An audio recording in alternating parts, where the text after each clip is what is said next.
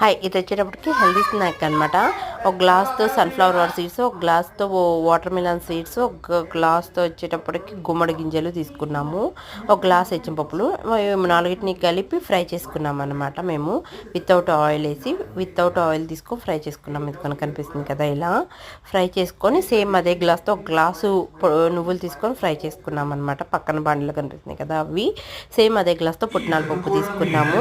ఇది మేము పిల్లల కోసం కనుక ఇలా మిక్సీ పట్టేసుకున్నాం అనమాట. అన్నీ ఇదిగోండి, ఇలా మిక్సీ పట్టేసుకున్నాము. 1/2 kg బెల్లం తీసుకున్నామండి. మేము ఆ గ్లాసులన్నిటికీ 5 వెరైటీస్, గ్లాస్తో 5 వెరైటీస్ తీసుకున్నాం కదా, 5 వెరైటీస్కి 1/2 kg బెల్లం తీసుకున్నాము. ఇలా ప్లేట్కి నూనె పూసి పెట్టేసుకున్నాం అనమాట. నూనె కాదు, నెయ్యి పూసి పెట్టుకున్నాము. తర్వాత లేత పాకం పట్టుకున్నామండి. పిల్లలు తినడానికి కదా, మెత్తగా ఉండాలని పాకం లేతగా పట్టుకొని ఇవి మొత్తం పోసుకొని కలుపుకొని ఇదిగోండి ఇలా బాండీలో వేసుకున్నాము. ఇదిగోండి ఎమ్మి